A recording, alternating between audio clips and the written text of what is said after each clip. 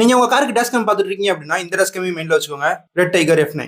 இது ஒரு ஜிபிஎஸ் ட்ராக்கிங்கோட இருக்க டேஷ் கேம். ஃப்ரண்ட்ல 4K சப்போர்ட்டோட வந்து இந்த டேஷ் கேமோட MRP 23,000 போட்டிருக்காங்க. இதோட ஆக்சுவல் காஸ்ட் பார்த்தோம் அப்படின்னா 10 to 12,000 குள்ள வேரி ஆகிட்டே இருக்கு. கரண்டா என்ன பிரைஸ் இருக்கு அப்படின்னு செக் பண்றதுக்கு பயோல ப்ராடக்ட் லிங்க் கொடுத்துருப்பேன், வேணா செக் பண்ணி பாருங்க.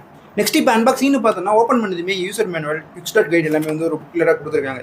இந்த டேஷ் கேம் வாங்குறீங்க அப்படின்னா ஃபுல்லாக ஒரு கிளான்ஸ் பார்த்துக்கோங்க, கண்டிப்பாக யூஸ்ஃபுல்லாக இருக்கும். அடுத்ததா ரெட் டைகரோட ஒரு கார்டு கொடுத்துருக்காங்க, அவங்களோட சைட்ஸ்லாம் மென்ஷன் பண்ணி. அடுத்ததா எலக்ட்ரோஸ்டாட்டிக் ஸ்டிக்கர்ஸ் 2 கொடுத்துருக்காங்க.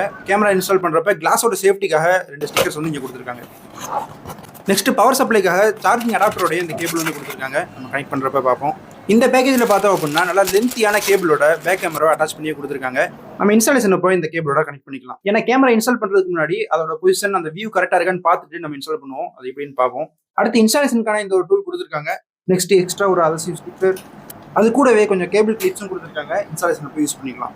இப்போ ரெட் டைகரோட F9 இங்கே கேமராவோட சர்ஃபேஸ் ஃபுல்லாக மேட் ஃபினிஷிங்கில் கொடுத்துருக்காங்க, பார்க்கறதுக்கு நல்லா இருக்கும். நெக்ஸ்ட் இங்கே வந்து பார்த்தோம் அப்படின்னா பவர் பட்டன், அதுக்கு பக்கத்துலேயே மைக்ரோ SD ஸ்லாட்கான பிளேஸ்மெண்ட்டும் இருக்கு. இதில் 32 GB மெமரி கார்டு கேமராலே வந்து. நெக்ஸ்ட் இப்போ பேக்கில் LED இண்டிகேட்டர். இங்கே வந்து பார்த்தோம் அப்படின்னா பேக் கேமரா கனெக்ட் பண்ணுறது AV இன்புட்டும் பவர் சப்ளைக்கு டைப் C போட்டும் கொடுத்துருக்காங்க. நெக்ஸ்ட் டாப்ல ஸ்பீக்கர் இருக்கு. இப்போ இன்ஸ்டாலேஷனை டக்குன்னு பார்த்துருவோம். இங்கே இன்ஸ்டாலேஷன்ஸ் கொஞ்சம் சிம்பிள் தான். ஃபர்ஸ்ட் கிளாஸை நல்லா க்ளீன் பண்ணிட்டு இந்த எலக்ட்ரோஸ்டாட்டிக் ஸ்டிக்கர்ஸை 2 பக்கமும் நல்லா இன்ஸ்டால் பண்ணிக்குவோம். இப்போ ஃப்ரண்ட் கேமராவை பொறுத்த வரைக்கும் நீங்கள் சென்டர் பாயிண்ட்ல இருந்து கொஞ்சம் பக்கத்தில் இன்ஸ்டால் பண்ணால் கூட அந்த ஒயிட் ஆங்கிளுக்கு வியூ கரெக்டாக இருக்கும்.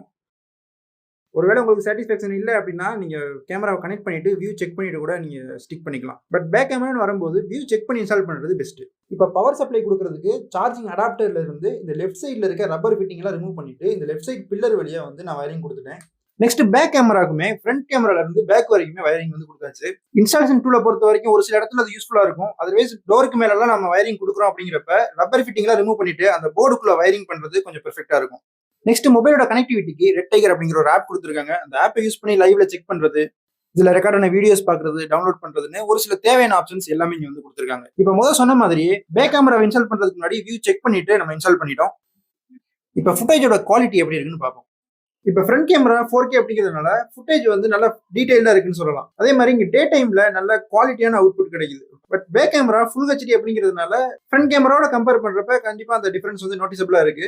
அதே மாதிரி இந்த கேமராஸ் யூஸ் பண்ணி மற்ற வெஹிக்கிள்ஸோட நம்பரை கவர் பண்ண முடியுது அப்படின்னு பாத்தீங்கன்னா ஓரளவுக்கு லோ டிஸ்டன்ஸ்ல வர வெஹிக்கிள்ஸோட நம்பரை நல்லாவே பார்க்க முடியுது. இப்போ நீங்க பாக்குற ஃபுட்டேஜ் வந்து நைட் டைம்ல ஷூட் பண்ணது எப்படி இருக்கு அப்படிங்கிறத பாருங்க.